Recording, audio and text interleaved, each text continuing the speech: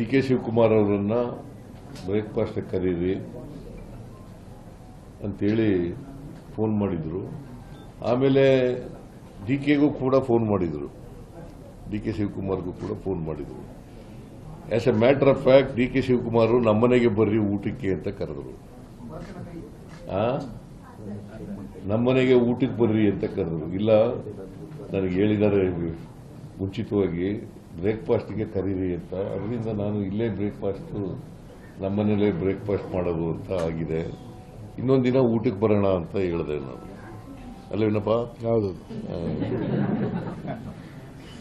ಇನ್ನೊಂದು ದಿನ ಊಟಕ್ಕೆ ಬರೋಣ, ನಿಮ್ಮ ಮನೆಗೆ ಬರ್ತೀನಿ ನಾನು. ಸೊ ಈ ಉಭಯ ಕುಶಲೋಪರಿ ಆದಮೇಲೆ ಬಹಳ ಮುಖ್ಯವಾಗಿ ನಾವು ಇವತ್ತು ಭೇಟಿ ಮಾಡಿದ ಉದ್ದೇಶ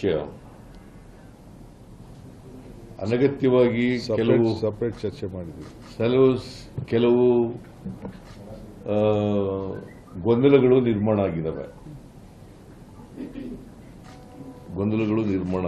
ಇತ್ತೀಚಿನ ದಿನಗಳಲ್ಲಿ ಸುಮಾರು ಒಂದು ತಿಂಗಳಿಂದ ಗೊಂದಲಗಳು ನಿರ್ಮಾಣ ಆಗಿದ್ದಾವೆ. ನಾವು ಇಬ್ಬರೇ ಕೂತ್ಕೊಂಡು ಮಾತಾಡೋದು. ನಮ್ಮ ಉದ್ದೇಶ 28ರ ಚುನಾವಣೆ ಬಹಳ ಮುಖ್ಯ,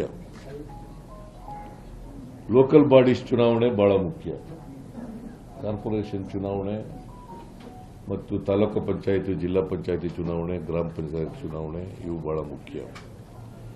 ಅದರ ಬಗ್ಗೆನೂ ಕೂಡ ಚರ್ಚೆ ಮಾಡಿದೋ. 28ರ ಚುನಾವಣೆಯಲ್ಲೂ ಕೂಡ ಕಾಂಗ್ರೆಸ್ ಅನ್ನು ಅಧಿಕಾರಕ್ಕೆ ತರಬೇಕು ಅಂತಕ್ಕಂಥದ್ದು ಚರ್ಚೆ ಮಾಡಿದ್ದೇವೆ. ನಾವಿಬ್ರು, ಡಿ.ಕೆ. ಶಿವಕುಮಾರ್ ಅವರು, ನಾನು,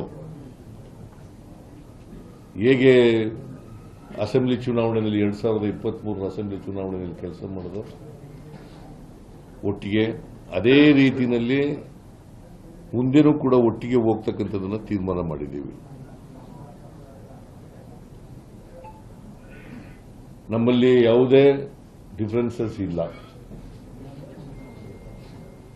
ನನಗೆ ಡಿ.ಕೆ. ಶಿವಕುಮಾರ್ಗೆ ಯಾವುದೇ ಡಿಫರೆನ್ಸಸ್ ಇಲ್ಲ. ಇವತ್ತಿನವರೆಗೂ ಡಿಫರೆನ್ಸಸ್ ಇಲ್ಲ, ಮುಂದೇನೂ ಡಿಫರೆನ್ಸಸ್ ಇರಲ್ಲ. ಒಟ್ಟಿಗೆ ಹೋಗ್ತೀವಿ.